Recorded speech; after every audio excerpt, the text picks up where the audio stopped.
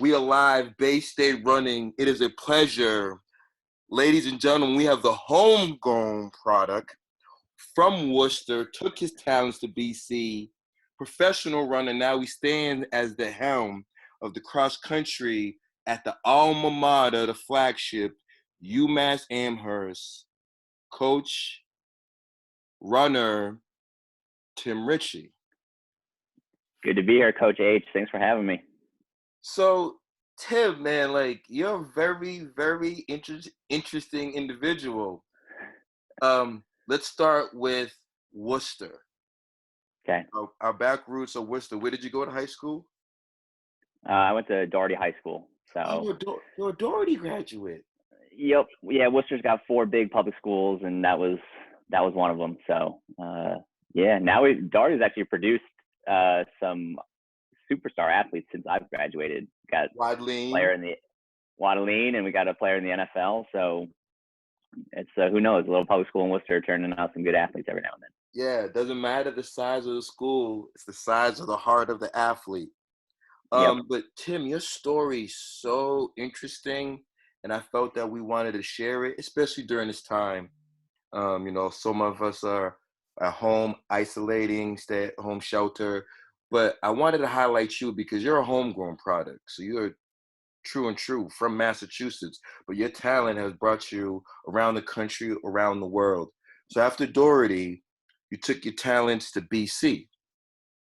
And was Coach Kerr your coach, or you didn't have Coach Kerr? Coach Kerr came in the middle of my career there. So Coach Thomas was my coach for the first 3 years. And then Coach Kerr came in my junior year, coached me my senior year, my 5th year, and then my first 8 years as a post-collegiate athlete as well.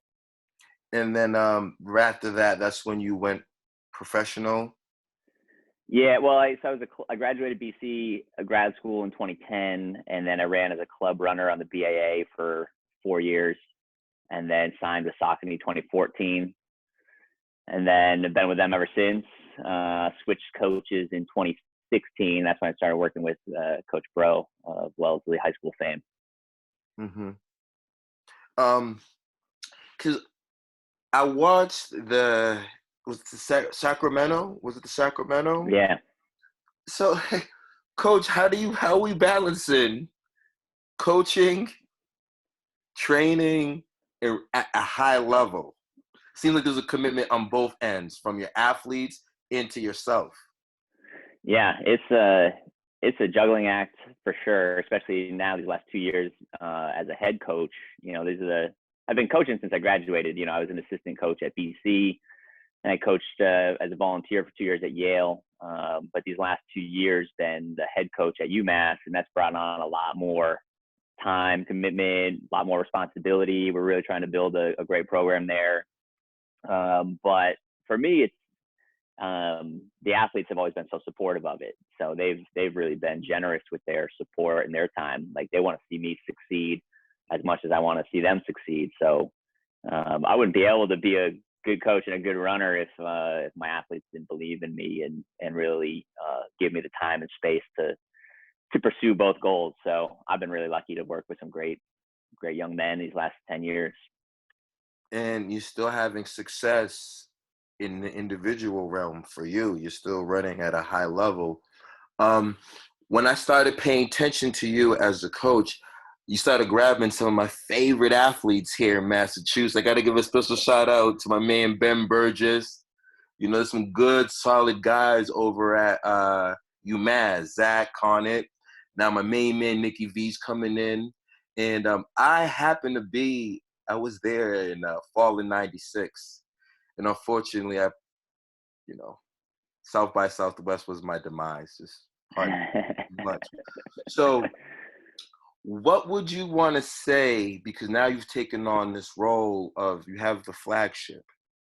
What do you say to your current roster and incoming kids, what they should expect, and where are you trying to go? Because I know you're building from the ground up. You're building something truly, truly special.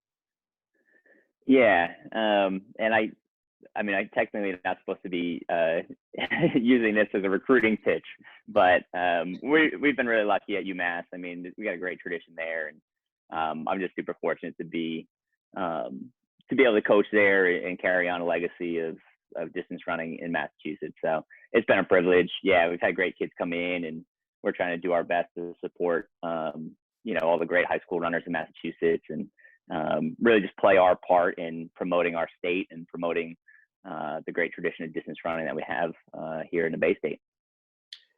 Tim, to run at that level, to win Sacramento, you have your highs.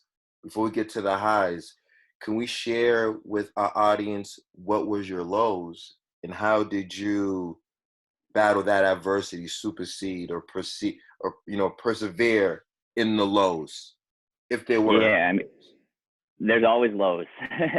If you want to be successful in this sport, you got to take your punches as well. And so I've always tried to approach it from an attitude of gratitude and recognize that I can't accept the good things and then not accept the bad things. Like, they all come from the same source. And so for me, it's about just being grateful for all these opportunities that I've been given, and being willing to just kind of accept the good things and move on, accept the bad things and move on. And it's all just about going with the flow. So, but I've had a lot of really bad lows. I mean, I had 2 stress fractures back to back in 2014, kind of right when I was, at the time, like right near the peak of what I thought was my running career. I was coming off of some really awesome performances, and then missed an entire year of competition with injury.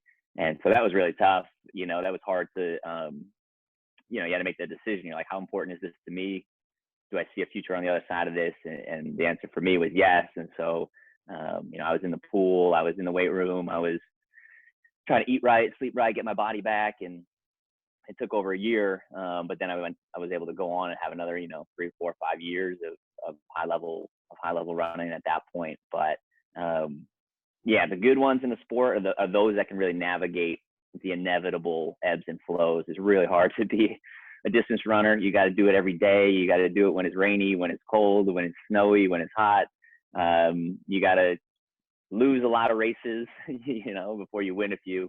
So yeah, I've been lucky to have a lot of support. The village has really made me. And so anytime I'm in the down to the dumps after a tough loss or an injury or something, I know I got my wife, my family, my coaches, teammates, people picking me up. So that's been a big thing too. Surround yourself with people who believe in you and want to see you succeed.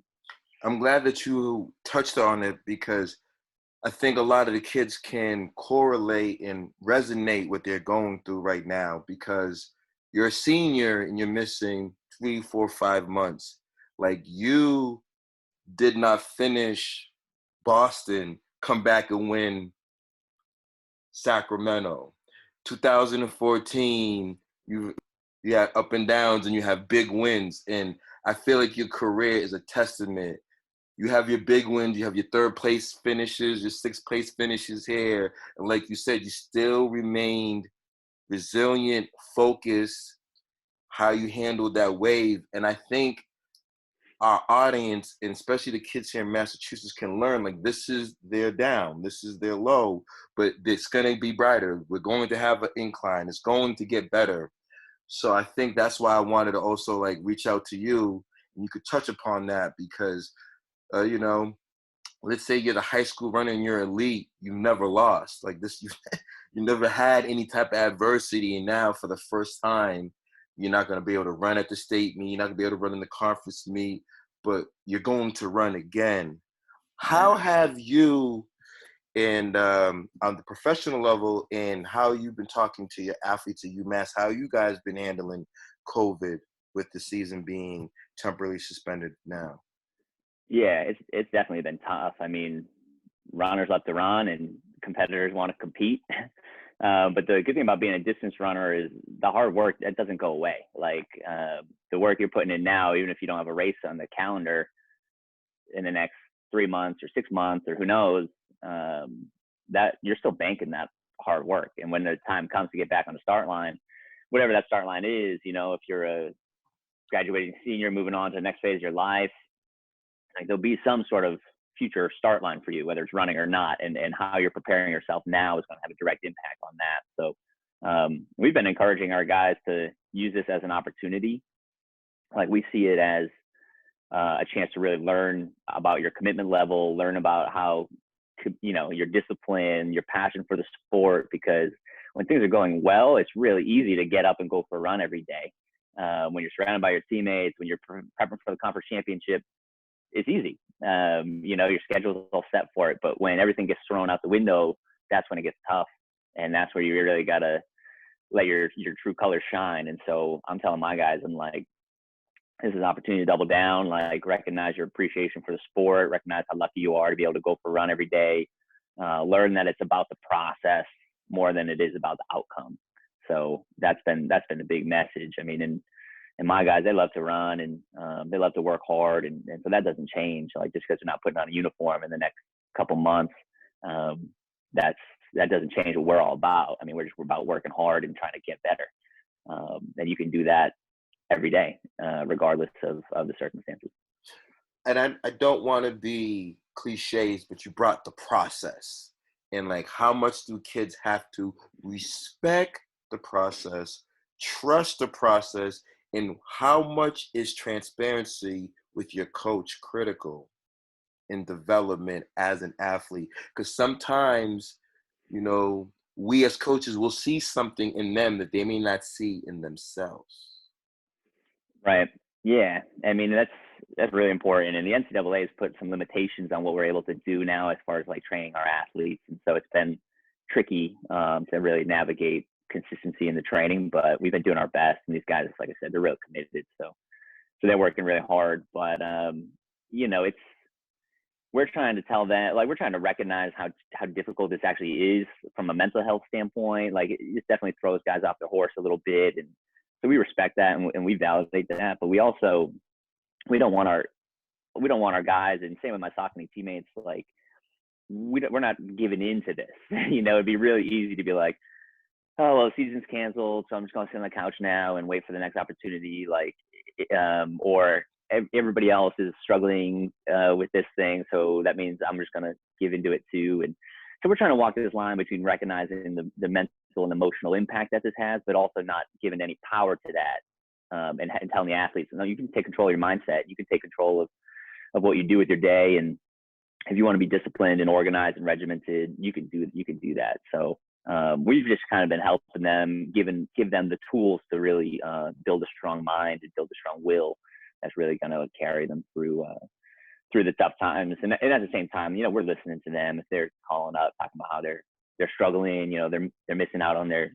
season, they're missing their teammates. Like we listen to all that. We embrace all that too. So, it's just about finding that balance of accepting the reality, but not empowering the negativity. Tim, running has been very, very good to you. You clearly are paying it forward. Why coaching? Because for some, there's people, your peers that you compete against, some of them are just locked in on themselves in training. What talked to you to say, you know what, I want to coach as well? Yeah, I mean, Coach Kerr gave me the opportunity when I was graduating from grad school at BC. We had an opening, and he's like, hey, I think you should apply to be my assistant coach. And I interviewed with him and like talked about why I wanted to coach, and I never considered it as a career. But he was like, hey, come work for me. I'll mentor you a little bit as a coach, but then you can keep training and pursuing your athletic goals as well. So I was like, all right, great. Like, have a job and stay on campus, and just kind of not change too much about my daily routine. But then once I started coaching, it became really obvious to me that this is something that was going to be a little bit bigger than a part-time job. And, and again, it always just comes back to the athletes. So when you can get somebody to become excited about what you're doing, what you're building, if you can get an athlete to trust you and buy into your training philosophy, and then you see them go on and have success,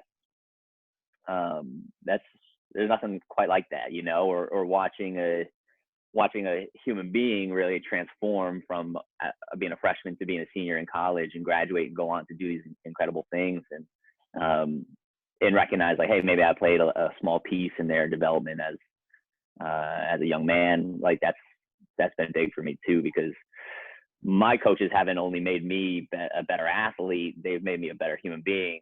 And at the end of the day, that's the goal. You know, we see ourselves as educators. Mm-hmm.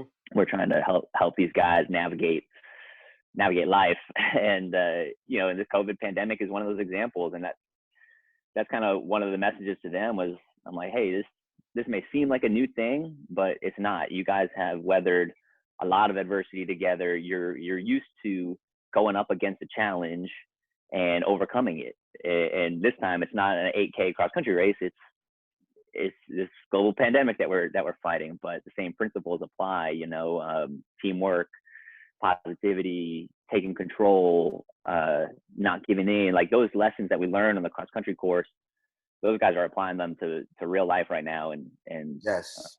That's really giving life and giving a voice to what coaching is really all about.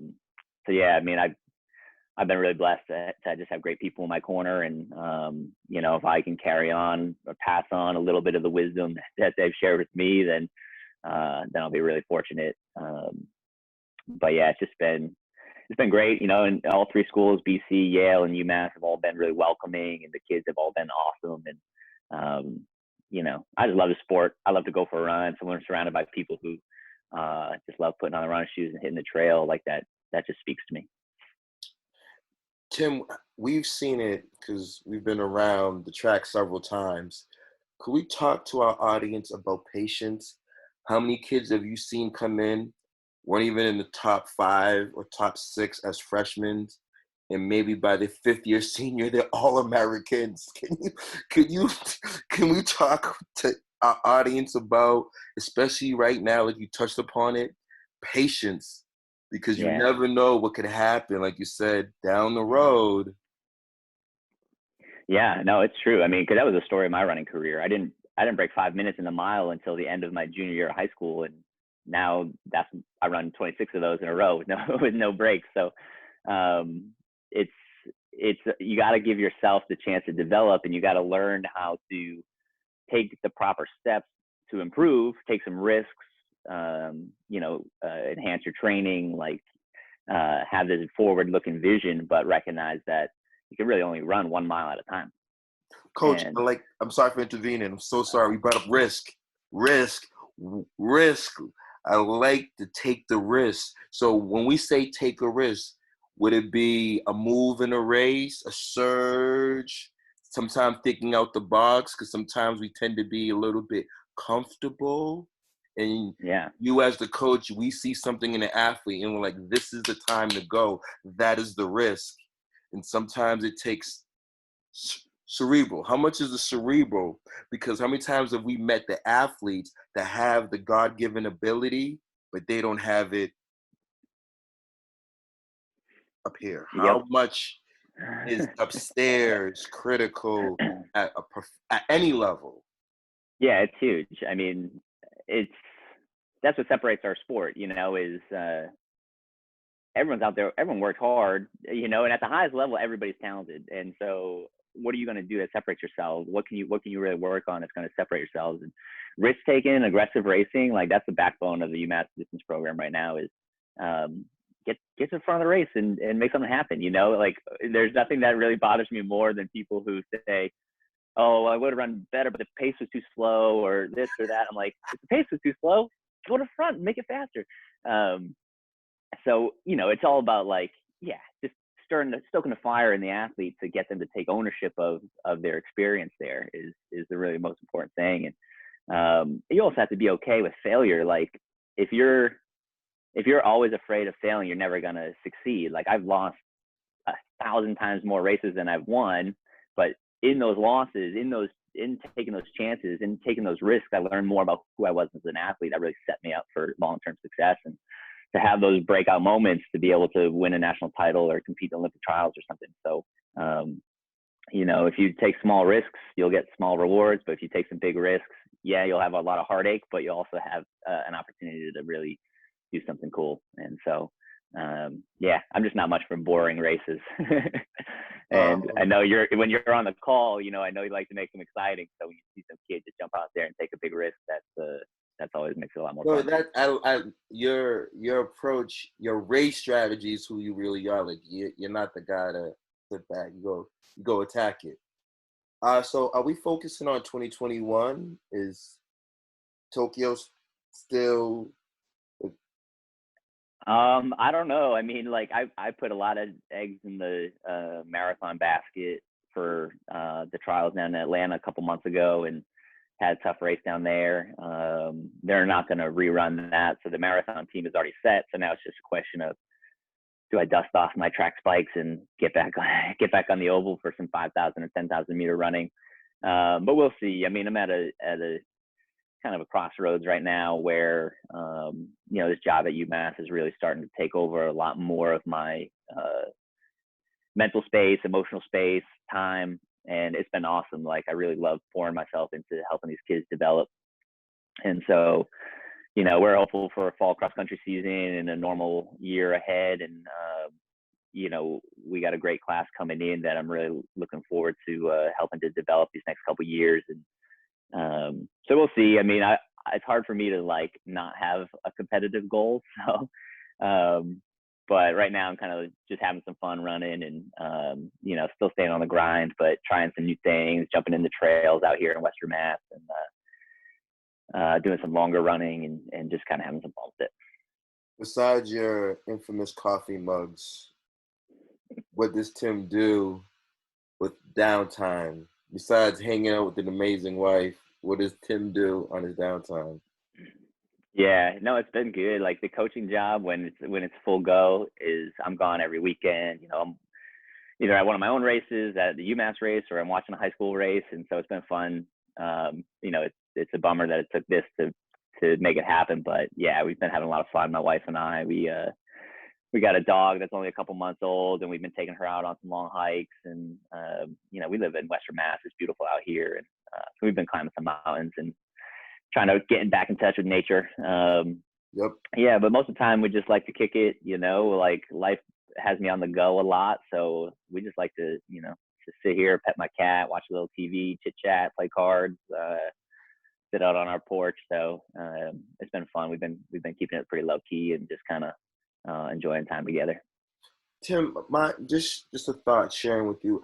A part of me feels like we're gonna see 42 seconds in the 400. We're gonna see a 158 marathoner because I feel all these people can't run. Like all these athletes just have cabin fever. I just feel like if there's a cross country season this fall, the times are gonna be out of this world because kids are gonna be coming to run, right? So like I'm looking forward to it as much. You know, it's bittersweet. You know, that's why we've been going around doing our senior salute, just trying to reach out to the senior class. You and I, we've had our high school graduation, we had prom, and that's like a stablemate of high school, and these kids are not going to have that. Right. We've been reaching out to them and trying to tell them to keep their heads up and also picking their brains, what's going on in the future. But like, I just could only think, Tim, you obviously are doing interviews and you're connecting with the younger audience. But I just feel so confident that our country, our world is going to be a better place because I've just met like a plethora of fantastic kids statewide. And not every kid is obviously going to be running, but kids that are going to go on to study and like their heart, their mind is in the right place. So I'm just very, very fortunate. And then I have to give a special shout out to some of the kids on your team, to like the Bens, the Zacks. Those are good kids. Joe Walsh, good dudes. So I do appreciate the kids that you have brought on to the fold. And I really believe that you guys are going to be really, really good down the road. Can you share about that first win? Was it the Beantown? Did you guys win Beantown a year ago? Was it? No, that would be awesome. That's a premier. That's a premier. We won the New England Yeah, championship you in won New England's. 2018. You won New England's. So Yeah, was that your first big win at UMass as a coach? yeah, that was yeah, that was awesome. That was the first time UMass had won a New England title in 30 years. So it was fun to kind of come in. I was, you know, I was 4 months on the job or something. So I can't take too much credit. Those guys have been working hard for a couple of years before I got there. But yeah, it was fun. I mean, like, learning how to win is a really important skill. And sometimes at the collegiate level, and even at the high school level now, you're racing a lot of these big invitationals, and you know, you might be fighting for 50th place, and it's hard to wrap your mind around what that might mean. And so New England was a great opportunity for us. Like, let's go in there and try to win as a team, learn what it takes to win something, you know. And that was a big breakthrough for those guys. Anytime you can come home with some hardware for the trophy case, it's a lot of fun. So they enjoyed that. We couldn't repeat in 2019. We came in third place, but hopefully 2020 we'll come back and take a stab at it. Who's our competition in the A10? The A10 it's an interesting conference. You know, there's a lot of really deep track and field teams. So our rivals on the track side of things are slightly different than on the cross country side of things. But you know, LaSalle always brings it. George Mason, Fordham, like, these schools have been recruiting really hard and training really hard. Great coaches. So we're excited at UMass to kind of climb the ladder, and you know, we think we can be champions in that conference. And these guys are, you know, they live a championship lifestyle, and they want to be good, and they want to do it because they want to represent UMass. You know, that none of these kids are selfish. They all just love the school, and they love the program, and they love each other, and that's obviously been our driving force. Great group of kids. Did Mike graduate? Mike McDonald, was he 50th? Mike's gone? Yeah, he's graduating technically in 2 weeks. Oh, so, man. Yeah. And Mike, see, like, big shout out to you, Mike. Mike wouldn't believe that I would know this, but like, I watched Mike grow, and I was so happy to see. Like, Mike wasn't the state champion here in the high school, right, but he got to a Division I program and handled his business, showed that he can run with the big dogs. So I'm so proud of him. So I believe, like, you know, like you said, like, you're not bringing in the number one kid from Foot Locker. You're bringing in kids that have a lot of upside, great talent, and really hard workers. And most important, I know a lot of these kids are great students. So yeah, Mikey especially, he's like, at the end of every race, he has his head in the trash can somewhere. So he pushes himself, like, to the limit. And he's a multi-talented kid. He's like a cappella singer, and he's working in a bio lab on campus. And that's the thing. They're all so versatile. Like, they're just super talented, really smart, energetic, you know, wholesome people. So it's been awesome to be on the same team as those guys. The company that you run for, you guys have had a great run. Big shout out to Molly Hartle. Shout out to Molly Seidel, right? Mm-hmm. Saucony, you guys are doing big things. Did you have James? Was James, when you were at Yale, was James still running? James Randon? Yep. Yeah. So that's I was thinking about that. So now James is your teammate? Yeah. So, yeah, he was a senior in my first year at Yale. And so it was awesome. And I thought he'd be a great fit for Coach Bro. So I tried to get those two to connect, because James is a racer, you know, and watching him in the Ivy League, he won the HEP championship a few times. And, you know, he's somebody who wasn't afraid to lead wire to wire. And he could run cross country, and he could run the mile. Like,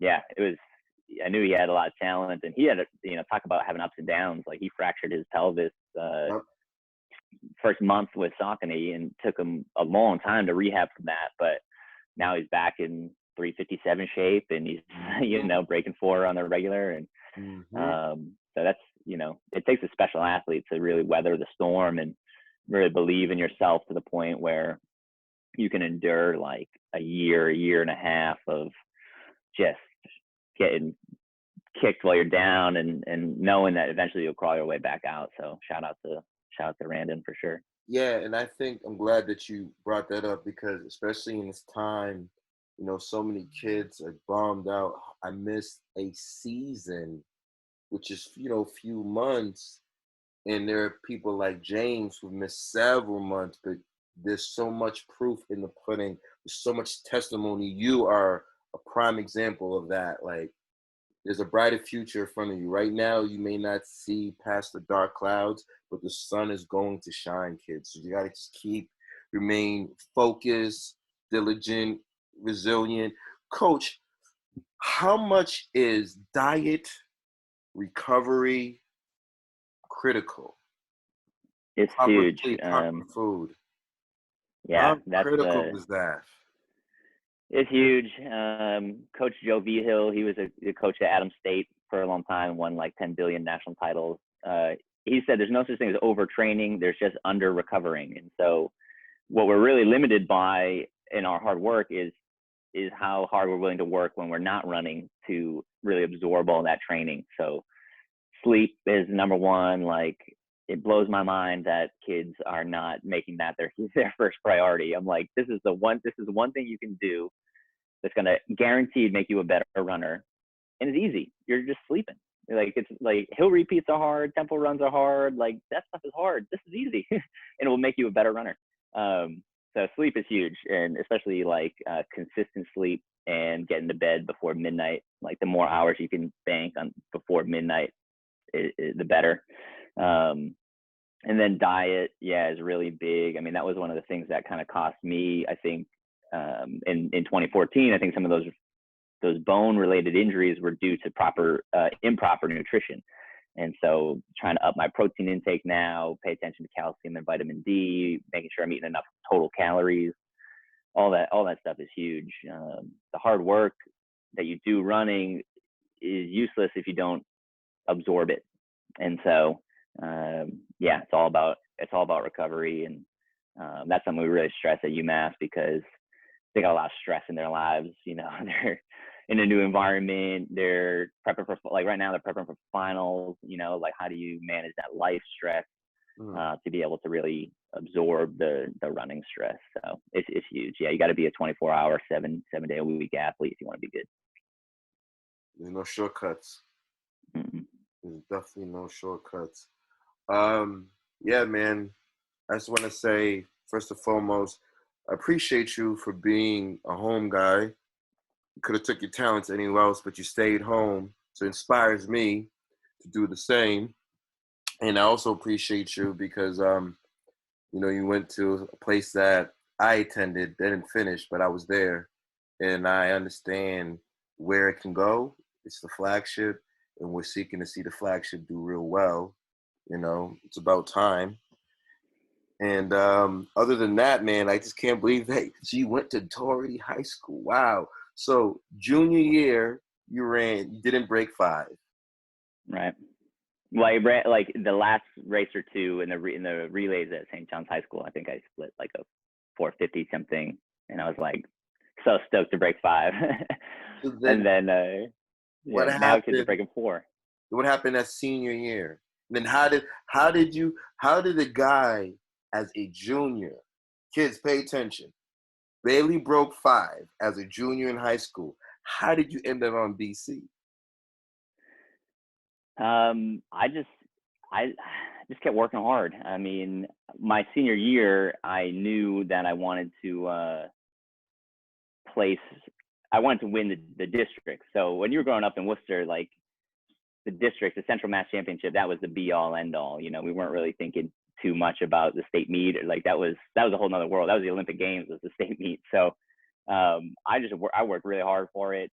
In the summer, we would get up at 4 a.m. and drive out to Gardner Golf Course and run the course in the pitch black before the golfers came out. You know, that's how bad we wanted to be successful. We did that like a number of times in the summer, out there tripping in the pitch black, because we wanted to get to experience on that course. So yeah, I just kept working hard. I ended up 4th in the state in cross country my senior year, after after being a 20-minute 5K runner my freshman year. Ended up 4th in the state, and got the attention of the coach at BC, who came out and watched me run and took a chance on me. And then every time I was given an opportunity after that, I really just tried to maximize it. You know, when I got to BC, I didn't settle. I didn't say, great, I got here, I'm a D1 runner now. I was like, I want to be the best here. And so just started grinding towards those goals. So that's the thing, is like, I think, you got to appreciate opportunities when they come, but you just can't settle. If you want to be great, you always got to be on it. You revealed the secret sauce. So you can resonate with these athletes because you've been in their shoes. You legit been in their shoes. And to some degree, some of these kids are faster than you as juniors. Yeah. These boys are faster than you. It's Right? crazy now.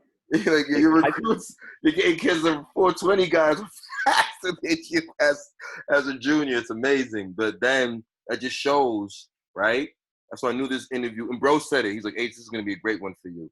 He said that that's a testimony. You're a great testimony. So I'm happy that you are where you are at, because we need, coaches who understand, what it takes to be an athlete and to be successful on this level.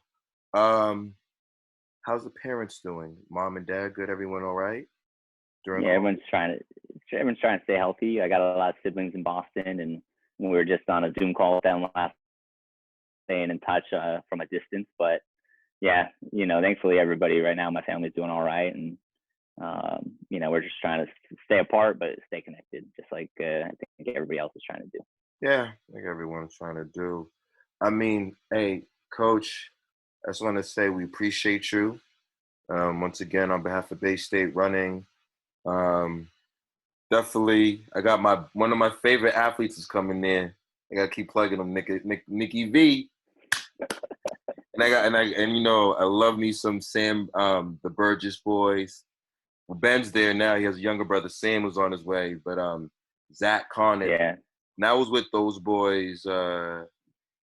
Three of those boys. I was with them the last 3 summers through various camps, and I'm so happy to see that, they're growing, they're exceeding in their academics, and now they have someone like you who understands what it takes and the nuances of racing and strategy, and you have goals. And I know you want to punch that ticket, NCAs, A10, etc. So, Coach, you will be definitely in my prayers. I'm rooting for you guys.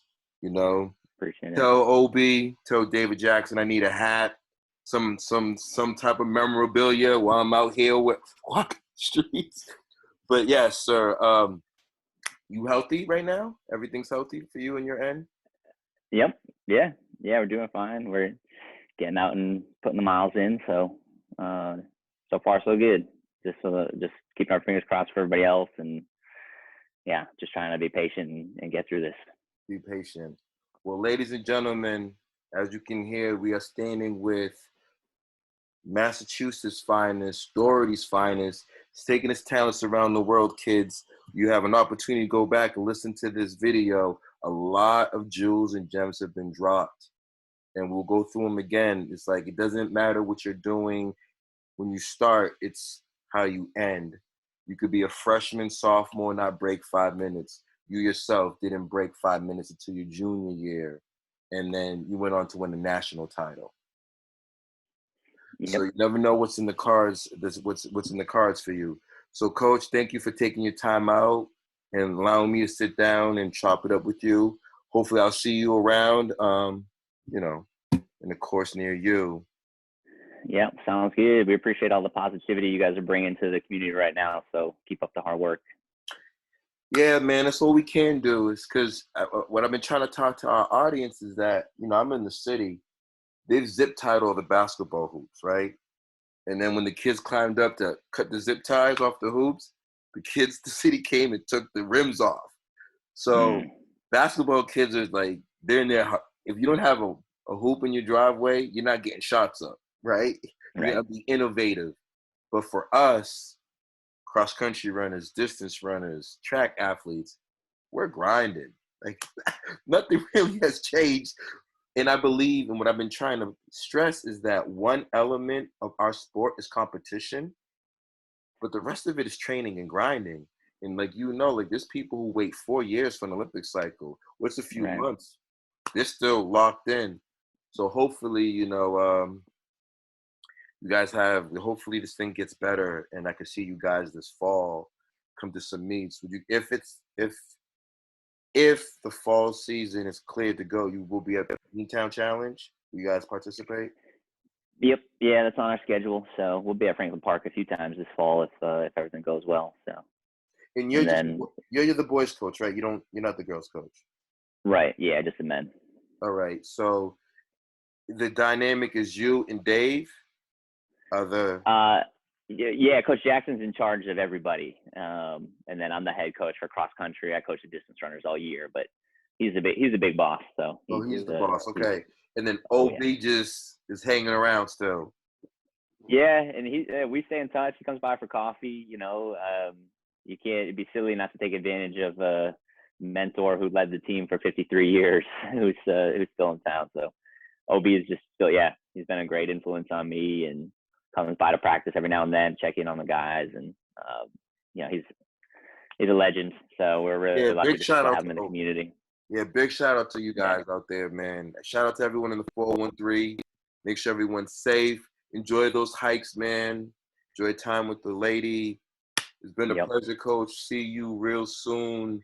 Freedom Track Club in the house. Ladies and gentlemen, this was a great one. We're standing with Massachusetts product. Kids, you have a bright future. This is a man who could tell you right now, you never know. You continue to believe in yourself. Let's end on that. Because from the whole time, from your ups and downs, you always believed in yourself. Can we end on that? How critical is, self-esteem and confidence, Coach? How critical is that for these young athletes? It's fundamental. And the best thing about it is that's up to you. You can choose your mindset.